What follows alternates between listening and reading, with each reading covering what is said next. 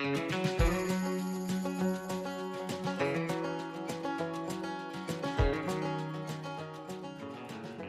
to the Dairy Farmers Digest, a podcast dedicated to all things dairy farming. Each episode, we will talk to industry leaders who share their insights and experiences into the dairy business. I'm your host, Keith Schweitzer, and I hope you enjoy this episode.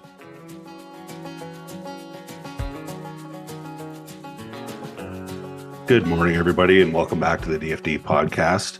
I'm super excited to have Dr. Luiz Ferraretto from the University of Wisconsin on today to talk about corn silage. I know it's been, I know in Ontario, it's in certain areas here, it's been a challenging year this year. We've had a pile of rain. I know I chat back and forth with a neighbor farmer who actually lives about 20 or so kilometers from here. And we've been trading how much rain we've been getting back in the different areas. And it seems like it's a weekly thing to report, you know, hey, we got 20 or 5 mils, or we got an inch of rain, we got a few tenths. So really wondering what this year's corn is going to turn out like. So I was wondering if maybe you introduce yourself and tell us what's going on in Wisconsin right now. Are you guys seeing the same thing? Yeah. Good morning, everyone. Thanks for having me. I appreciate the opportunity.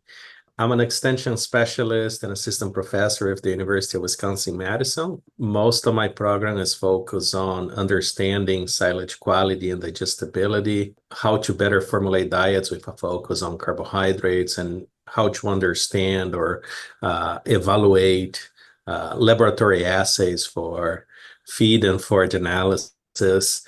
I think Wisconsin this year had a very similar scenario, and I think depending where you are in the country, either in US or Canada, I think you may have a little bit of a different situation, but in Wisconsin, it was a very wet year. I think it creates some new challenges in terms of crops overall, because some people got a lot of delay in planting.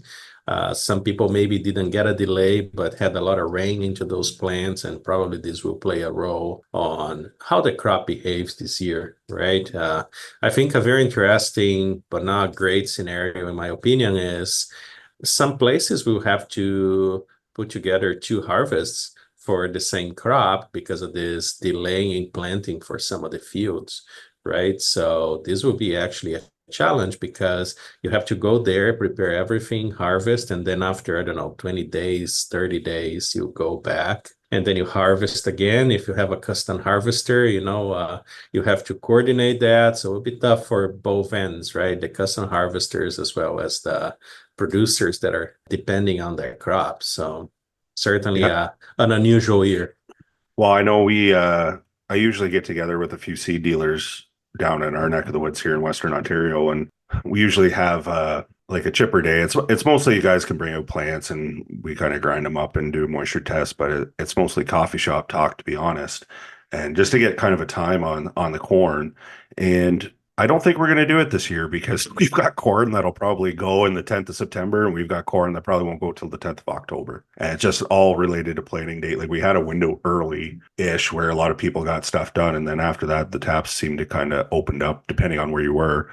And like, there was lots of June planted corn this year and lots of early May planted corn. So it's all over the map. It's hard to get a handle on. Yeah, absolutely. And I think we are in the same scenario here, right? I think people will try to target proper maturity, but we'll see a lot of variation overall, and we'll have to make decisions based on that, right? But I think there are also other challenges that we have to consider, right? We were reviewing some of the older data related to our hybrid trials here, and Dr. Joe Lauer, which is our emeritus professor and corn production and was extension specialist for many years here. He summarized a lot of this data, and what he saw was that years that are very wet, there is potential for lower yield, and there is potential for lower fiber digestibility.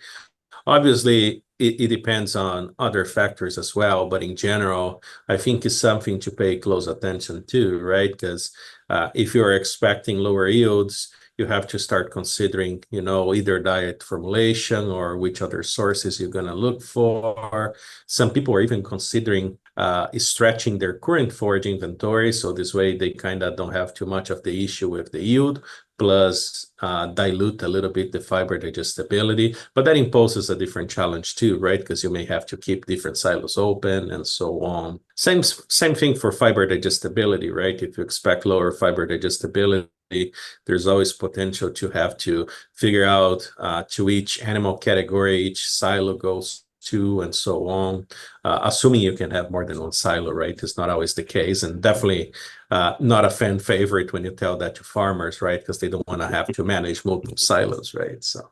Oh yeah, and that gets down to like I think you get looking at density and things like that, and like can you keep multiple faces open? Like it's a lot easier after 1st of October when it kind of cools down, but this time of year it's been a challenge. I know with some of the producers in our area, like managing their inventory, like we are busting at the seams with haylage right now. We've got so many producers haven't even touched the 24 crop yet. Like they're still feeding 23, and it'll probably carry them through until I'm going to say like a lot of places December and even into the new year.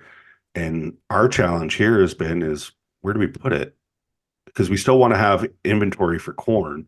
Like we need those empty bunks to put corn. Like I think a lot of our producers are kind of leaning a lot heavier on corn silage historically, and I've seen that kind of change a little bit where guys are and producers are feeding more haylage this year in herds that haven't fed high haylage or moderate haylage diets for a long time. So every year brings a whole different set of challenges, and it's kind of fun to try and adapt and make things work for these dairy producers. So Yeah, absolutely. And, I was going to tell you, hey, maybe that's not too bad of an issue if you have extra inventory, but after start discussing, yeah, but you also have to make sure you can ensile the next crop. It's truly a challenge for sure. And what you mentioned about when the weather cools down for the phase management and so on, I think is key, right? Because I do think that this will play a major role.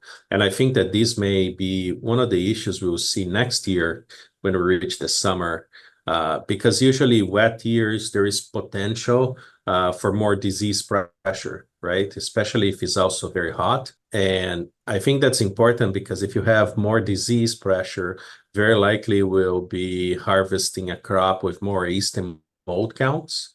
mhm. And basically, that's what the issue is, right? When you have a lot of yeast and molds, even though they are dormant during fermentation, after oxygen starts getting in again, after you open the silo, they basically wake up and start deteriorating very fast, right?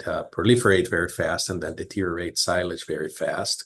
So that's something to pay close attention to, because if you think this is one of the scenarios you'll be facing, perhaps inoculating your silage maybe with an inoculant that has a buchneri in it, I think will be the way to go, right? So you can have some extra acetate there to help delay this process, right? So it's something to consider as well, right? I think that there are a lot of, I'm going to say small things playing that you may have to consider in order to have a good crop this year for sure. So. Yeah, and I know we're coming off a wet year last year, and I think we had a lot more leaf disease in the corn than what people considered. Like I know we've seen a lot of like northern corn leaf blight last year.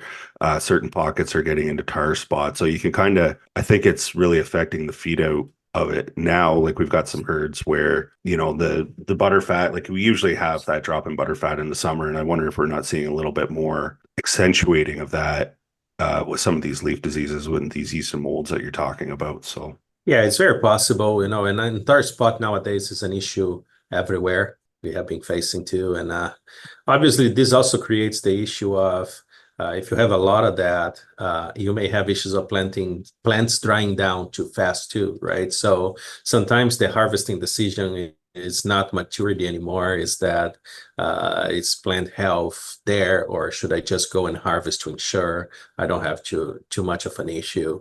So certainly it's something to consider. yeah, I would think here too now, like pretty much everybody's, I'd say 70+% of producers are putting on fungicide as well. So I'm not sure if you're seeing the same thing in Wisconsin or not. I don't know the proportion or percentage of producers doing that, but I know that certainly with tar spot, it became more and more common. It's also a question that we receive more. Should I use fungicide? What's the effect for digestibility and so on? and I don't think fungicide has a direct effect on digestibility. It's the fact that it's keeping the plant health for longer that helps with digestibility, right? It basically maintains rather than improving, but if you usually see a bad digestibility, now you see a better one, so you assume it Hmm. improved, right? So certainly people are considering more and more, and I think that there are some protocols out there that definitely help with tar spots. So it doesn't surprise me that more and more people are using. So Have you got producers that are going in and doing like a later season fungicide application if they do see some tar spot escapes and things like that through the corn? Like I know they did some work here, like where I live in just off the North Shore Lake Erie has probably been I think it was one of the first spots that we found it in Ontario, and it's been kind of a hotbed since. So they've done some work on some late August, early September applications on the grain side of things and still seeing big yield increases. So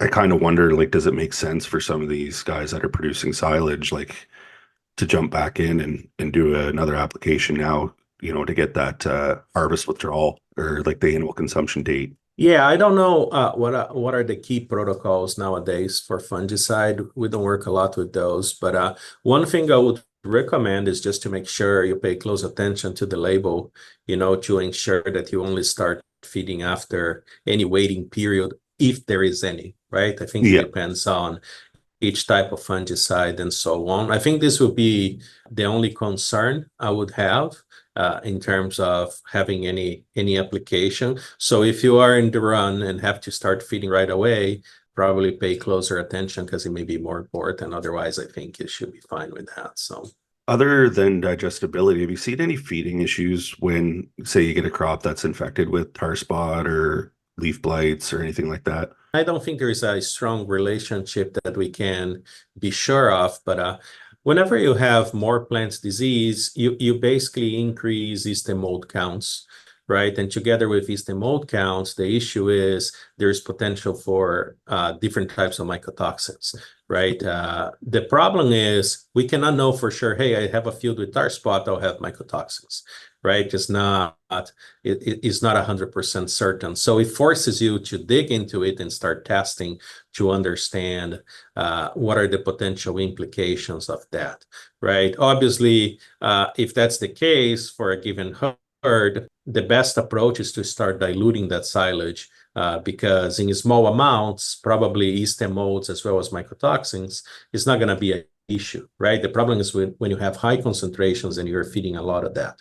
So I think that's how I would go with it. Try to pay close attention. If you have any suspicion that you have some mycotoxins, go there, test, and make sure you dilute that feed. Add some extra concentrate to the diet that had to help with the rumen metabolism related to that and so on. So I think would be good. The other options would be to use maybe some of those additives that help with rumen as rumen modifiers, right? These cell walls, for example, right? Some of them help mitigate some of those issues. Another thing that I've been wondering about is how yeast counts itself play a role in terms of rumen fermentation. It's kind of an underlooked area for research, but there are few studies that are out there, which are in vitro studies, right? Basically, you collect rumen fluid from a cannulated cow, and then you add that to a flask in the lab, and then you test things, right? There are some studies that actually incubated a random forage sample, not contaminated with yeast, with different concentration of yeast coming from high moisture corn.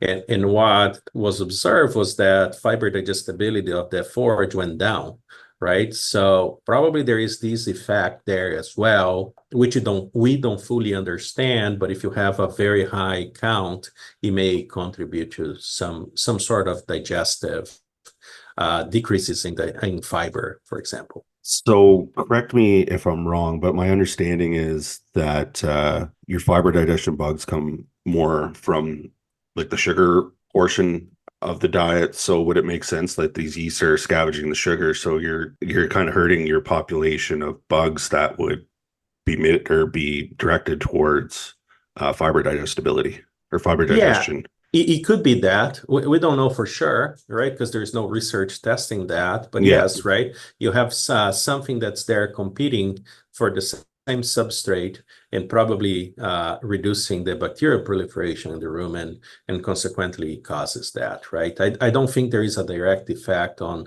the fiber itself, or at least not that we are aware of, but certainly there is some sort of competition going on that compromise the system. So You mentioned a while back in the conversation here about fiber digestibility. I'm curious, like, are you seeing, like, is the fiber digestibility set in the growing season or does it change throughout the year? Like, just anecdotally, I've seen some increases in fiber digestibility compared to what we were testing, say, in the winter. But I'm not sure if that's, is it a different field? Is it a different variety? I really don't know what's going on. Or is it just through the ensiling process and sitting there and steeping almost? Is that increasing?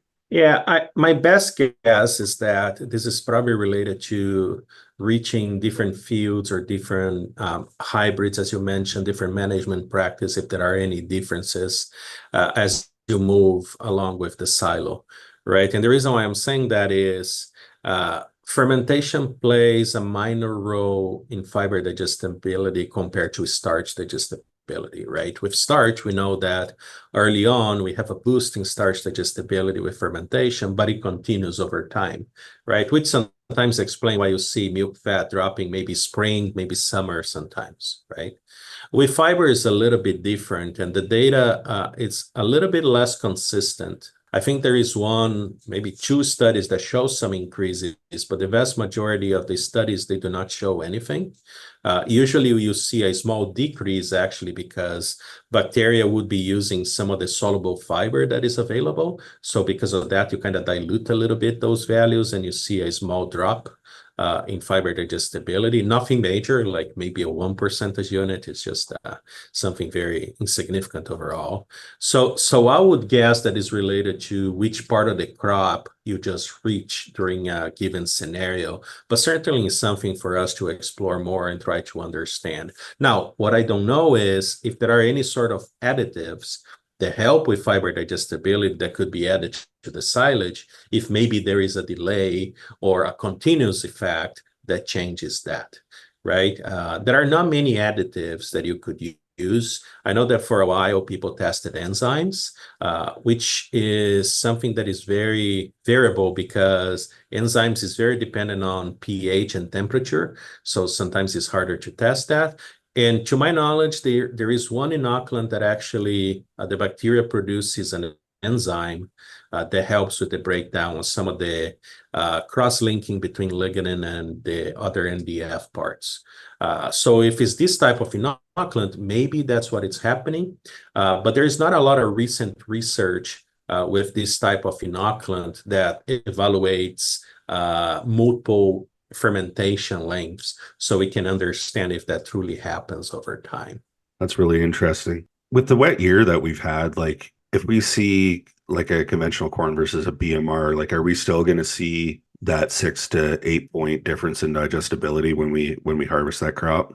Yeah, that's a great point. Usually BMR is supposed to be much more digestible, but BMR also struggles a little bit more under non-ideal conditions, if you will, It's very right? finicky. Yep. In Florida, for example, when I was there as a faculty before moving back to Wisconsin, we actually had very few, if any, BMR hybrids enter to our hybrid trials evaluations. So that gives you a perspective that, hey, maybe there is nothing you can do under very stressful conditions. And obviously, Florida was very, very tough on weather because every year is hot and humid, right? It's not once in a while. So maybe that was the reason for that, but definitely struggles a little bit, right? So I don't think it eliminates the effect, but there is a chance that the effect is not as pronounced, right? Maybe if it's 8, maybe this year will be 4. I also think that the BMR hybrids actually got better, right? In Oh, terms I of would plant agree too. health and Yeah. Yeah. and also I think people are more proactive with fungicides and other management practice when planting BMR now because there is more information on the needs for that. So maybe that will help to a certain extent as well. So long story short, I'm not 100% sure what the difference will be, but I expect to see at least some difference still. So Yeah, I know it's always one of those things. And I would say that like here in Ontario, we're probably, I think more people are leaning back towards conventional hybrids just because of the yield drag. Like I know the BMR's got better, but the yield drag is still there. And one of the bottlenecks here in Ontario with a lot of farmers is land availability. Like they just have a lot of mouths to feed and they just need the yield. no, absolutely. And I think this is the same case in most regions, right? I think that's true here in Wisconsin as well. So many people probably have interest planting BMR, but lack of land availability certainly plays a major role in this decision. And yes, you're absolutely right. Even though it's improving, it continues to see yield drag for BMR versus conventional, right? And I don't think that's something that can be easily eliminated, right? I actually think that the best use of BMR is not for the entire herd. And obviously, this may differ on how different nutritionists see that, but I actually think that if you have the potential to feed the early lactation cows and the high producing cows with BMR, that's where the benefit is. So you can also have let's say, a more bulky type of hybrid that you can feed the entire herd, so you don't have a lot of issues with yield drags and can make sure you can feed more cows, right? Especially because if you improve performance early in lactation, you should see a persistency in milk production. So I do think that it's a good strategy, but it goes back to our initial discussion, right? Farmers don't like having multiple silos open. So, and this is Or a just comment I can't. always get back. So, Yeah, or they just can't. Like they just don't have the herd size yep, to stay ahead of the feed out on it, right? Like yeah, I would say absolutely. that's probably the biggest challenge here in Canada is like we don't have the herd size. Most people design and build their bunks for, feeding one crop, to have one bunker silo of corn silage open at a time. So they're not trying to manage multiple faces because it's just such a challenge. Absolutely. I'm going to kind of stay on this train for a little bit. Like with the BMR, are we looking at different chop lengths or kernel processing recommendations? Or are we going to keep it pretty similar to what we're doing with conventional I hybrids? usually suggest a similar approach with BMR, right? I think that at the end of the day, you have to make sure the crop is properly processed in terms of particle size so you can have good density, avoid sorting as much as possible at feed out. And in terms of kernel processing, you have to break those kernels, right? Hmm. And this is particularly important because BMR often has a little bit less starch, so you want to make sure that starch is properly used, right? So I don't think there's any major differences there. One major difference would be for producers that sometimes consider changing shop height. The benefit of doing that for BMR is much smaller, if any, compared to when you do that to conventional hybrids, right? Because with conventional hybrids, you may increase a little bit shop height, you leave more lignin in the field, and the crop is more digestible, right? Obviously, you are trading yield again, Hmm. but it's one way of improving digestibility. With BMR, you don't see the same benefit when you do that. And obviously, you don't want to increase the yield drag even further, right? But I think that's one of the key things that you will not do the same when harvesting BMR versus conventional. So, Like if you're going to raise that chopper head, like say from a conventional 6 or 8 inches up to, 16, 20 inches, like what kind of yield are you leaving in the field? yeah, it depends, right? But it depends on the dry matter and a couple other things. I think that if you do 10 inches, it should probably be around, I'm going to say half a ton. Okay. Uh, Not a lot, like enough, but not a lot. it's not a lot. It's not a 10-15% yield drag. But depending on how tight you are and forage inventory, it does play a role. We are actually summarizing some data now because our goal is to create a spreadsheet so farmers can kind of simulate, okay, so what happens if I increase 10, 15 inches from what I currently do? right? Obviously, we will only be a simulation, right? You still have to run Yeah. some tests with nutrient analysis and so on. But I think at least so people can start thinking about that and go through, okay, well, it's not too bad, or no, it's really bad. I cannot afford that, and make some decisions based on that. So. When you're looking at the forage analysis, like say corn silage or something like that, like do you put any weight into things like milk per ton or anything like that? Yeah, I do. But I'm very biased about that. Okay, Yeah. and I want to say that I probably value there more than other people because for many years I studied that, and now we recently released an update for that. I do think it's a good metric to put together all the different nutritive values into one piece, so you can have a better idea of what's happening, right? Obviously, every herd has to define what is the best use of those numbers for them. For example, I know that some of the agronomists, they prefer to use the milk per acre value. As a nutritionist, I prefer the milk per ton because I want to understand the tone of forage and what it's going to do to the cow. But the agronomists want to push, okay, but we need to combine with yield, right? I like Hmm. seeing those both numbers, dry matter yield and then the milk per ton. So I do think there is value. We evaluate a lot of hybrids and different management practice, and we do use the milk per ton to calculate some of those benefits. And it is sensitive to some of the changes in nutritive value. So you can kind of have an idea on which approach, which hybrid has more potential, right? At the end of the day, it's a prediction and it only tells you the potential, right? But if you think about BMR, for example, since we discuss a lot of BMR, we actually have a lot of data on that, and milk per ton is always higher for BMR. And when you Yeah. go through feeding trials, actually milk production is always higher for BMR because of intake, right? Yeah. And the milk per ton equations are based on both energy coming from the plant, but also the potential intake associated with its digestibility. So. Yeah, and I know like that's where I did a trial with a client, I don't know, last year, 2 years ago, but we did corn silage chopped at 20 inches and we did BMR. And like you said, the BMR smoked it on milk per ton. But then when we did the math backwards on yield, we were still further ahead to do a 20-inch chop on a conventional silage because the yield dragged there. Just it dropped that. We just didn't have as much yield at the end of the day, right? So Yeah. actually, if you look at the milk per acre across the field, we were still ahead on the conventionals. So I don't know. It's something I look at. I don't necessarily put a lot of weight into, but it is a good indicator, I think, of silage quality. Yeah, and I think that you have to pay attention to multiple factors, right? And in each dairy will have a different needs. So it's not supposed to answer all the questions, right? I wish it would, but Mhm. I certainly understand it. It does not. And yeah, the results you just mentioned, it doesn't surprise me at all, right? Because BMR usually does improve nutritive value more than shop height, right? It's quite obvious based on some of the literature reviews that we have, right? With BMR, you mentioned earlier 6, 8 percentage units, sometimes 10, right?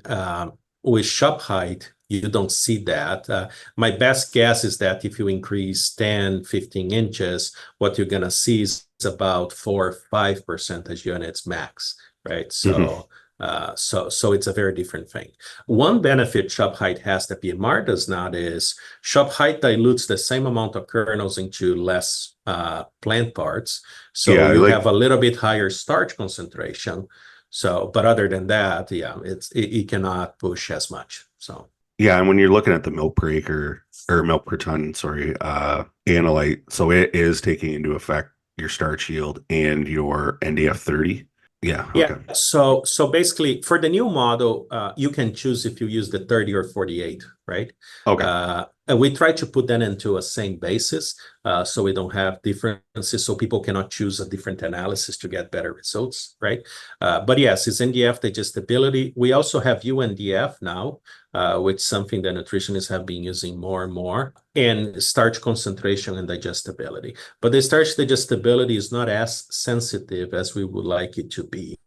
I think we need to continue to refine laboratory assays in order to have something that we can actually have better calculations to predict some of those benefits. So hybrids that have more starch digestibility may not see as much of a response there yet, right? There's some, but not as high as we would like.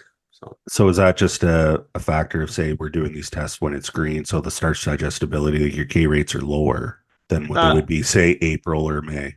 It could be if the hybrid takes longer to increase digestibility.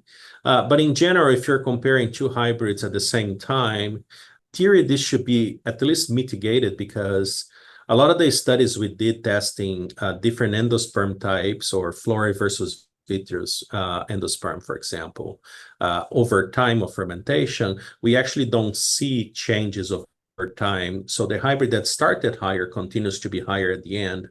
The hybrid that started lower was always lower in digestibility. So in theory, this may not affect, but every hybrid behaves differently, right? So there is a chance that there is a confounding there. I think my issue is how to translate a laboratory assay like 7-hour starch digestibility, for example, into cow values for predictive equations. That's a little bit harder than for fiber, and I think that we have to explore that a little bit more.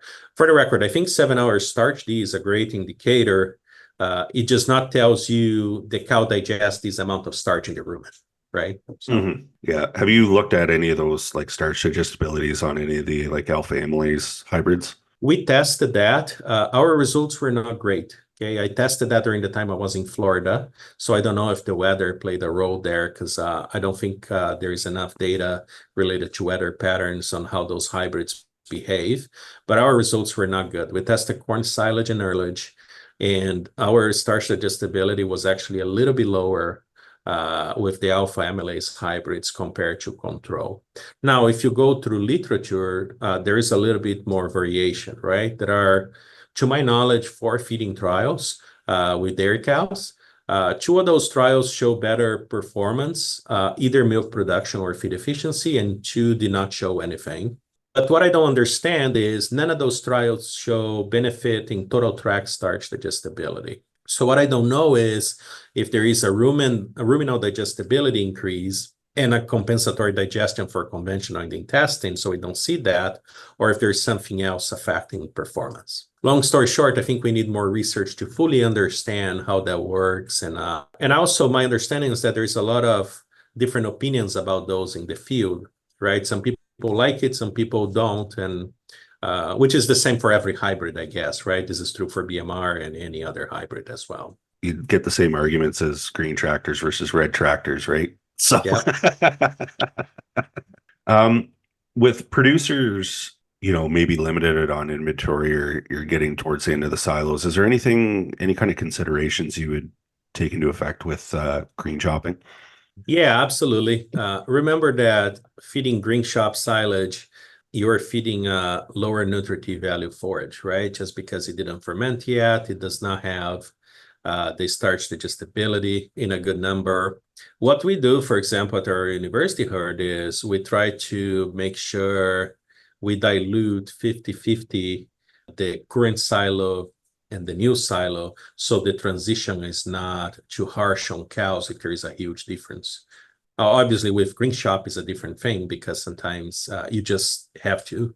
But if possible, I would try to have some sort of approach like that. Try to transition across 1, maybe 2 weeks when possible, and dilute as much as you can at that transition, so cows get used to it and slightly or slowly progress towards the new silo. But if you're feeding green shops corn, be aware that you have lower digestibility for starch, and there's a chance you're going to see lower production. Yeah, I like from the field, I always hate that.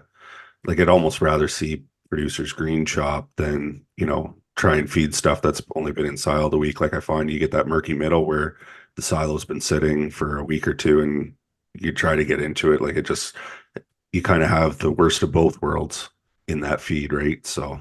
Yeah, absolutely. Ideally, you want to wait at least a month, right? Obviously, silage interior fermentation for preservation is already done a little bit less than that. But if you want to continue to have the benefits on digestibility, Yeah, at least a month or longer when possible is the way to go for sure. Would you change up chop length or anything like that on a green chop? Like, would you chop it finer? I guess it really depends if the KP's in the harvester or not, too. Yeah, absolutely. If you do a good job breaking kernels, I don't think there is a need to chop finer or anything. If you don't, then I'll certainly consider pushing a little bit harder, at least for the green chop. Well, I would consider for the entire crop, but if not possible, for the green chop, so at least you minimize a little bit of the damage, right? So you can make sure that those kernels are broken and the starch at least available from that perspective, right? From a fermentation perspective, it still be not available because it's a chemical versus physical starch availability, right? So you need the fermentation to remove some of the protein surrounding starch, but regardless, surface area does help. So breaking more of the kernel will help. And with chop length, like on, say, a more wetter year, are you going to manipulate that, or you just kind of go with the status quo? I know there's some work out of Minor Institute saying, lower quality forages, like you get better intakes off of a finer chop forage. But like, does that really matter with corn silage? Because it's usually relatively consistent year to year. Yeah, I actually think it does matter, the particle size for the corn silage. We ran a study in Brazil a couple of years ago where we actually separated the silage using the Penn State separator, and we fed those different fractions to test how effective each of those fractions are. And what we saw is that if you have a lot of particles coming from the 19 millimeter sieve, the cows can sort those particles, so you don't have the benefit of that effective fiber. So you have to be careful with that. And we also have some data that show that if you have a lot of or a high proportion of particles of the diet in the 19 millimeter sieve, basically the cows spend more time at the feed bunk, but their eating rate is lower, which means that they're probably sorting. So I would be careful with that for sure. I agree with some of the Minor Institute recommendations to push as much forage as possible into the 8 millimeter sieve for the Penn State separator. In terms of digestibility versus particle size, you're absolutely right, right? When you have more digestible forages, particle size becomes a little bit less important because you're going to have a lot of passage rate. But when it's less digestible, finer silage becomes more important, right?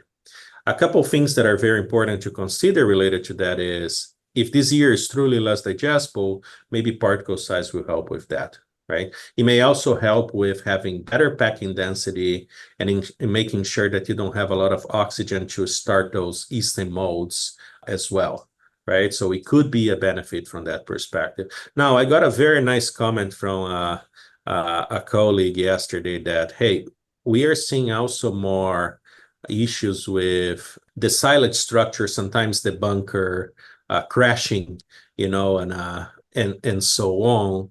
Like the face falling down and things like that. Yes. Okay. So, and particle size helps with that, right? It's anecdotal evidence, right? There's no research, and obviously we don't want to do research with things falling apart. But it's a good comment that I never thought about. So you have to consider that as well, right? The taller your silo, more certain that the particles are connected and holding each other is needed too. So I think probably there is a limit there as well that I do not know where the limit is, but something to consider. But I agree with that. I think that if we have less digestible material, finer particles help to mitigate a little bit of this issue because somehow the cows realize that and they can actually sort against the less digestible forages. Cows do things that we don't understand sometimes. They're master sorters. Other than milking, like they really don't have much to do in a day. So yeah, absolutely. They make a little bit of a game out of it. So with the chop length, I guess, like what are your kind of ranges that you look for in silage crop? I think it depends on a couple of different things, right? Chop length is one of the factors for particle size, but you have to remember that it will interact with maturity. So the drier the silage is, coarser particles get during harvest. So probably want to be harvesting shorter if you have late maturity. It also interacts a lot with kernel processing. So the more aggressive your processor is, you can increase a little bit chop length. In addition to that, I would suggest considering which other crops you are feeding to make sure that you have enough effective fiber if you decide to go shorter. Right? Said that, I think that if you use conventional processors, starting somewhere between 16 to 19 millimeters is the way to go as a starting point, and then go shorter if you're not reaching enough short particles, or longer if you think you're doing good enough and don't have issues with sorting, right? If you use shredlage, I think about 22 millimeters would be the starting point, and then you can go high, coarser or shorter depending on what your needs are. But I think you also have to evaluate how the herd was the previous year, right? Do we have issues with sorting? Right? There are severe issues with sorting. Why do we have those issues? Is management or is the forage? And try to make those decisions based on that as well. In addition to the other issues of maturity, how aggressive your processor is, and so on. Yeah, and like one thing that I notice some years more than others is you get a lot of I don't know how to describe this, but like pull throughs. Like the ear leaves don't seem to be necessarily chopped uniformly compared to what the stock is. And I wondered if that was like just a chopper setup, or is that a hybrid, like is that a hybrid specific, or is it all like all of the above? Or is it just the ear leaves getting drier, then all of a sudden like they're just not chopping as nice? Yeah, it could be a combination of those different factors, right? Also, another thing that often play a role, and we pay a little bit less attention sometimes, is how sharp those knives are, and the wear of the processors, right? If you have any sort of extra wear in any side of a kernel processor, there's a lot of silage that will not be as processed compared to the other side. And I think that plays a major role sometimes, and we don't see that.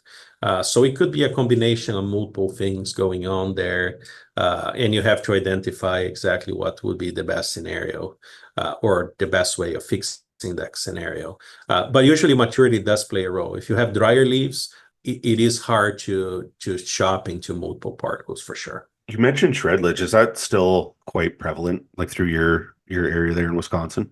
I think there is a combination of pretty much everything nowadays, right? There are farmers that do use shredlage. Our herd actually has a shredlage processor, and well, we are happy with that.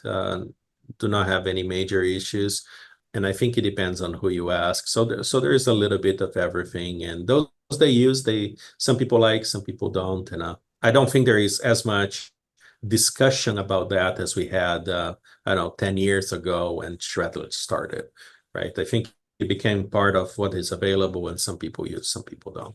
Well, and I kind of wonder too, because I think a lot of the machinery manufacturers have gone to like offset gear or offset pulleys and things like that. So it's kind of, you're not a quote unquote like a patented shredlage unit, but you're offsetting your processing role. So you're kind of getting there, but not really type thing.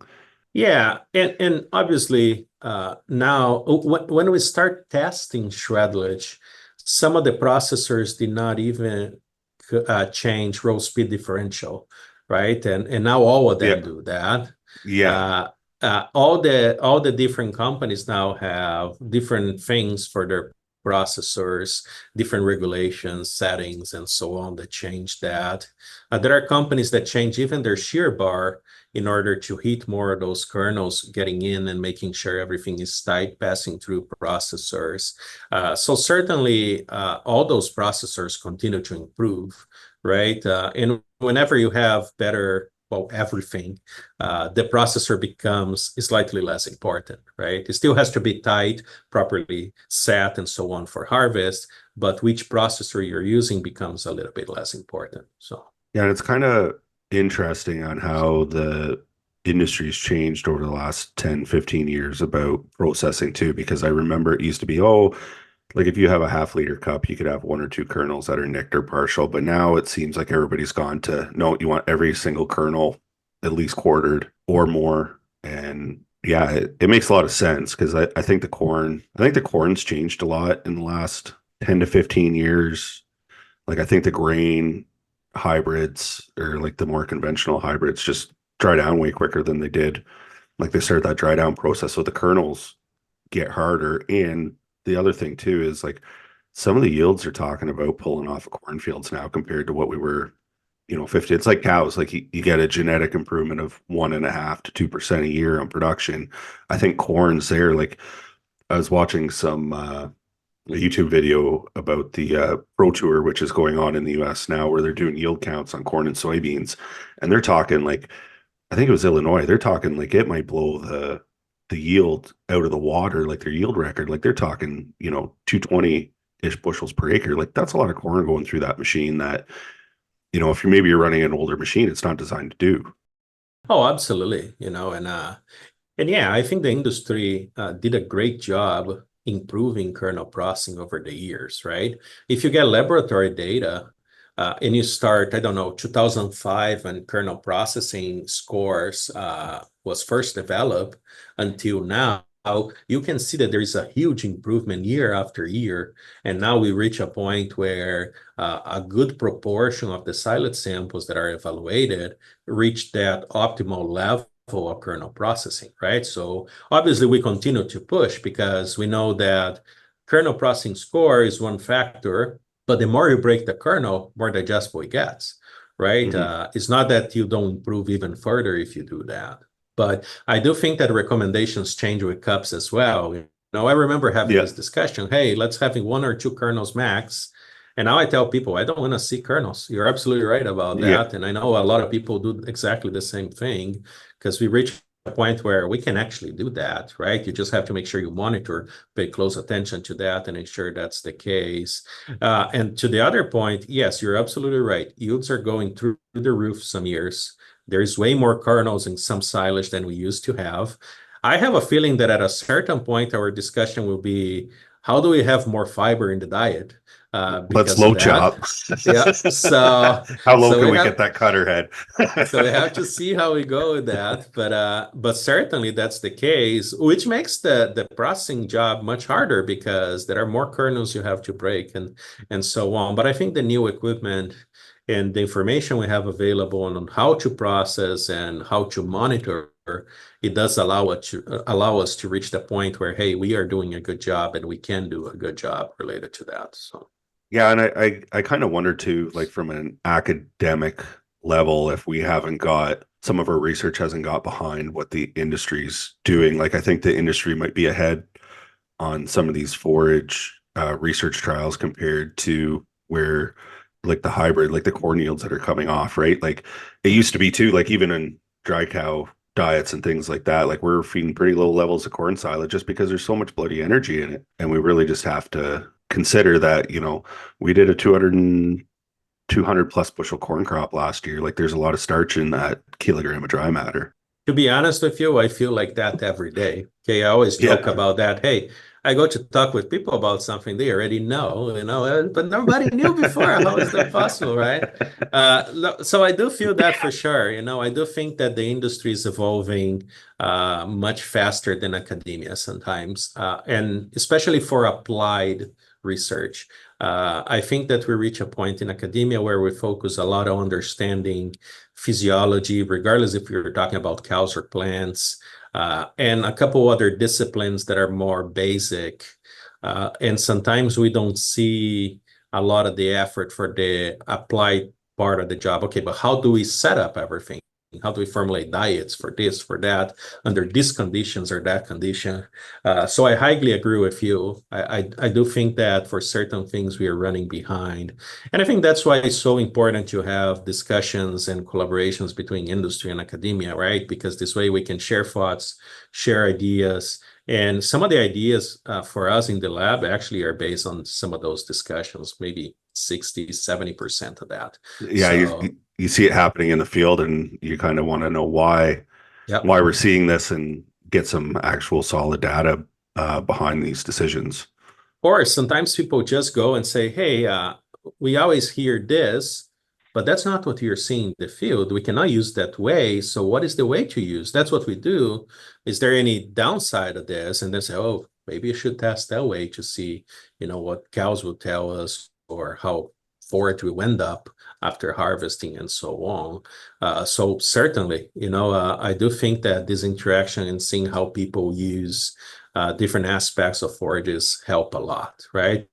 And let's be honest, right? We test things for one case scenario, right? I wish I could test 100 different treatments every time, but I don't think the university will give me this amount of cows for research. I hope they do, but right? And Or the dollar figures to get it done and the absolutely, resources. absolutely. I always say that too. I wish I could run my mini silo trials using silo bags, right? Egg bags, right? Yeah. It's impossible, but I think that that's part of the issue too, right? We test one scenario, but I don't know, Wisconsin has what, 5,500 farms. Probably Mhm. everyone do at least one thing different than each other.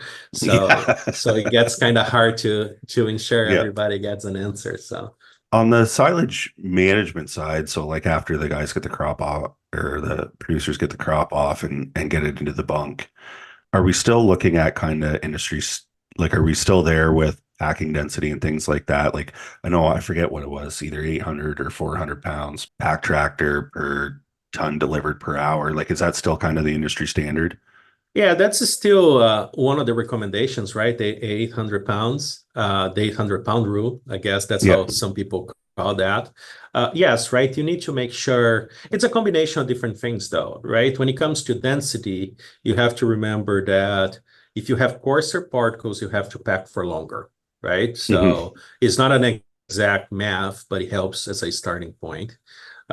Also, you need to make sure that the layers you're bringing to the bunker are not too thick because you want to make sure you can actually pack that properly.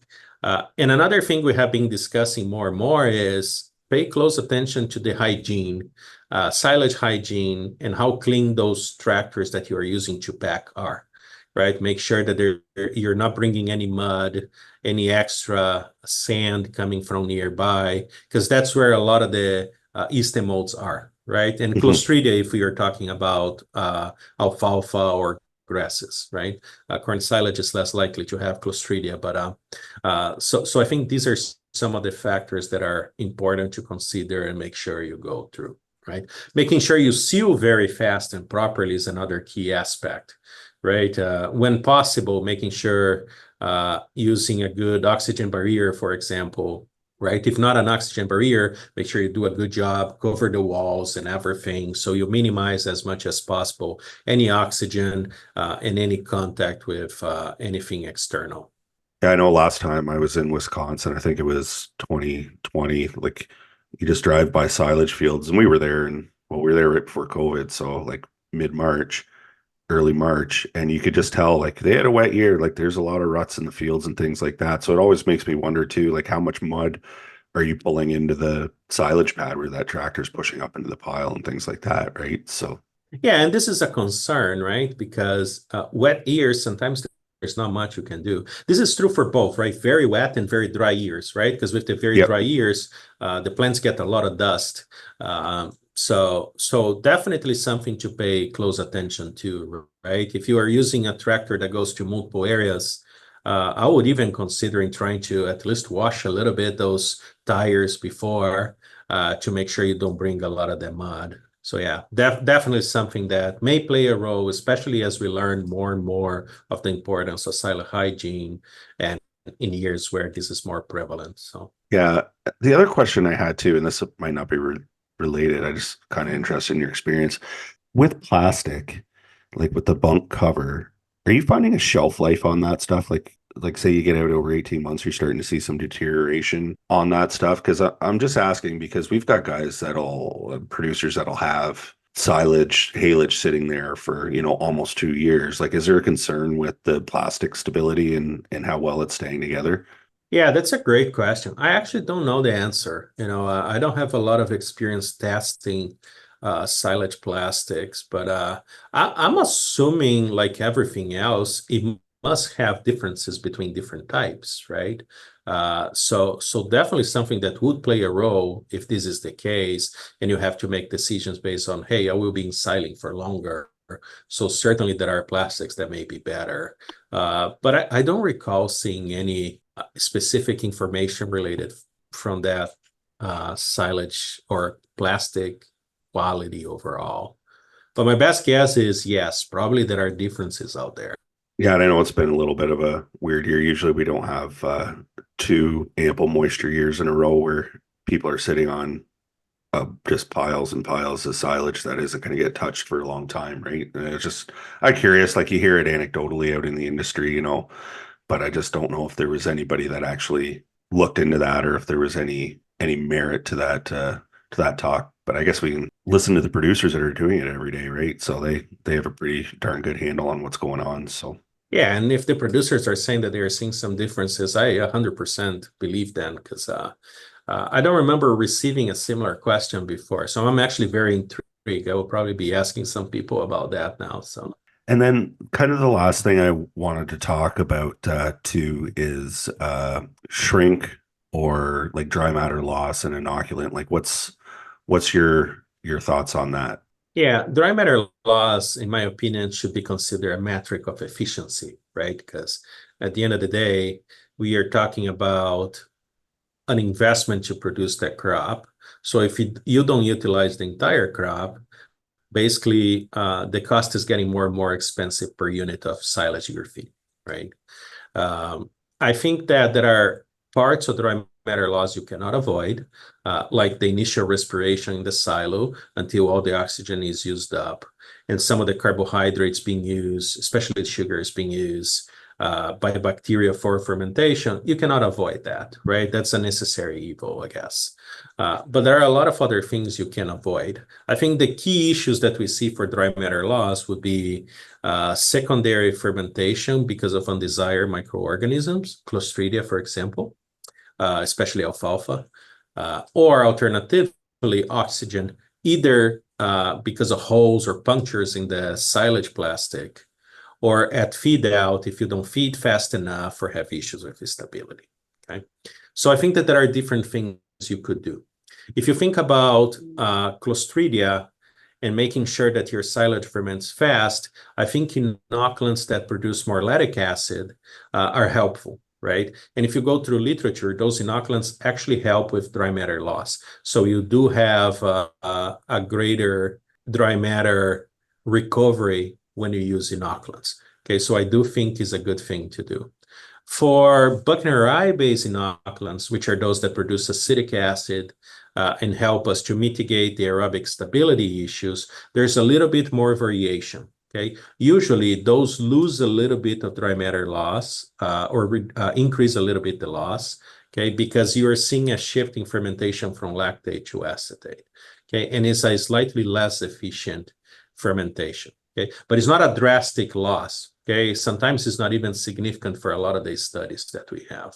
The real benefit is at feed out when we don't measure dry matter loss, because basically what you see is with the acetate, the yeast take longer to proliferate. Consequently, the molds take longer to proliferate, and consequently, that silage remains stable for longer. Right. This is particularly important during the summer, so the feed don't warm up at the feed bunk and cows refuse to eat, right? Which is a common issue sometimes depending on how your crop looks like. So from my perspective, I think that using good microbial inoculants, it's a must, right? I know that's an investment. I know that sometimes it's very expensive. But I try to treat that as my car insurance, right? It's Mm-hmm. there if you need, but it's there when you really want, right? You don't want to use, but it's there when you need. So I do think that it is quite important from that perspective. Said that, there are a lot of different types of inoculants out there, right? Different brands, different strains, different counts, and Yeah. many other differences across them. So my suggestion is try to pay attention to those inoculants that have a good amount of research conducted by independent researchers, so you can have a better idea of which of those inoculants work better and more often, right? Don't go only by price, because I have a feeling that by price you may have some weird scenarios there. So Well, I know a lot of times like, oh, it's a really good deal, but then if you look at the CFU count, it's quite a bit lower than something you maybe would spend a little bit more on.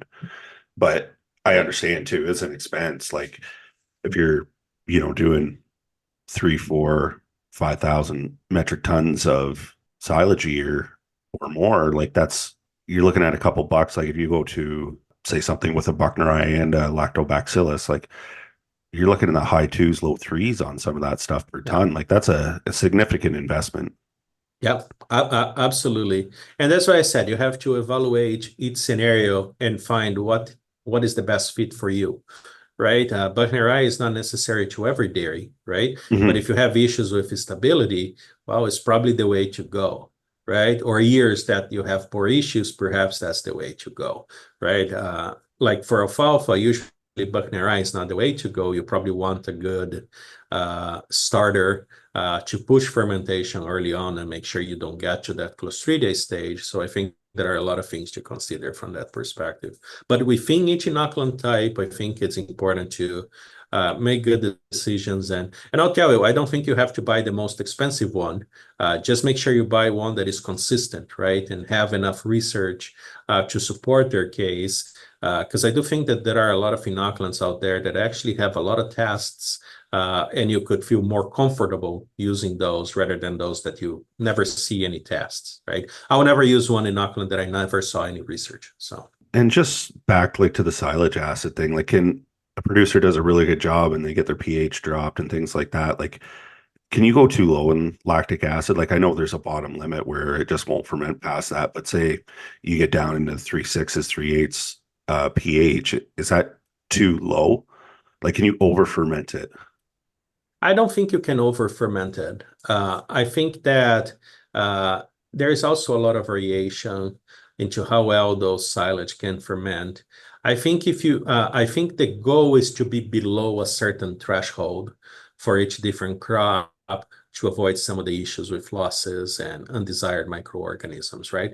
For corn silage, if you reach a pH 4 or lower, you're great, right? Hmm. So, and usually what you see is some variation between 3.5 to 4, right? I think the most common would be what you said, 3.8. Maybe Yeah, 3.8 to 4 is the most common by far. I see But it I a don't, lot. yeah. But from 3.6 to 3.8, I don't think there is any difference on how the cows will eat that silage because pH is a combination of accumulation of acids and which types of acids. So if you have more lactic acid, pH is supposed to go lower than if you have some acidic acid because acidic Hmm. acid is a weaker acid. That's why with Buckneri, sometimes you see a little bit higher pH than what you see with your common silage, right, without any inoculant. So I think those are some of the things you have to consider for that. But over fermenting, I don't think that is a concern, at least not that I'm aware of.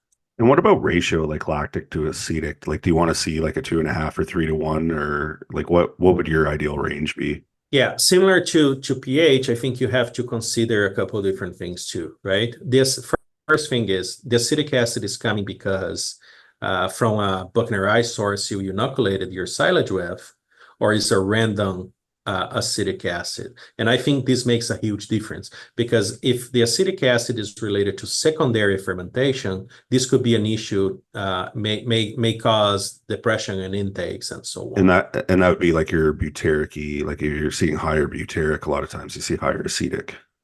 That's the most common. Yes, you will see butyric, you will see some acidic. There are cases where you don't reach a lot of the butyric, but you see some of the higher acidic.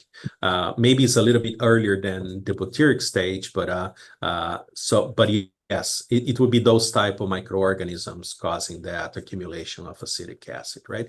In this case, you want to have a very high ratio with a lot of lactate compared to acetate to avoid drops in intake, right?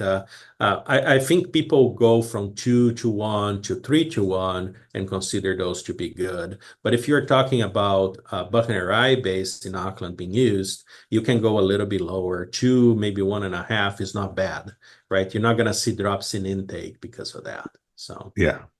Was there anything else, any anecdotes or anything like that you would want to tell the producers here as we're gearing up for silage season? I think the only thing we didn't discuss, but I think we always have to consider every year is silage safety, right? Silage season is to a certain extent a chaotic environment, right? A lot of things going on, a lot of decisions, right? People Yeah. will get very tired.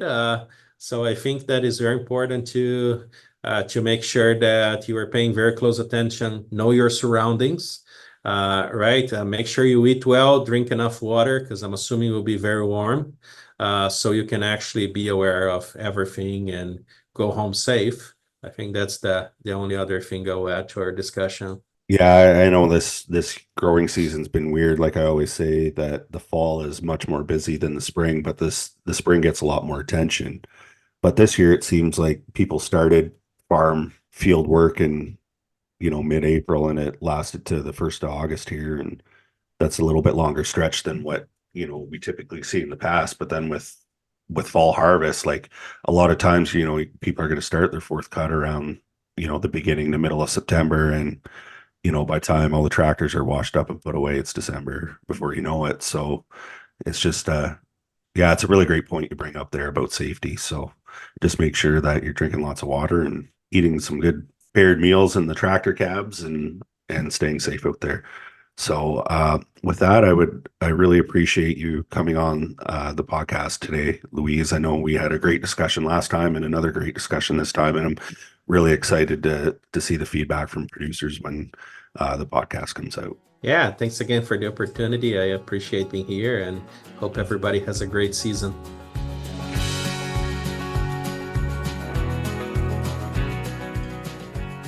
Thanks for listening. This episode of the Dairy Farmers Digest is brought to you by the dairy team at Wallenstein Feed and Supply Limited. If you enjoyed the show, subscribe and follow us on your favorite podcast player, and please leave us a review. If you would like further information about today's topic, check out the show notes for further details and our contact information. I would also like to extend a special thanks to Christine Schoonerwood, our producer, and our sound engineer, Daniel Noguera.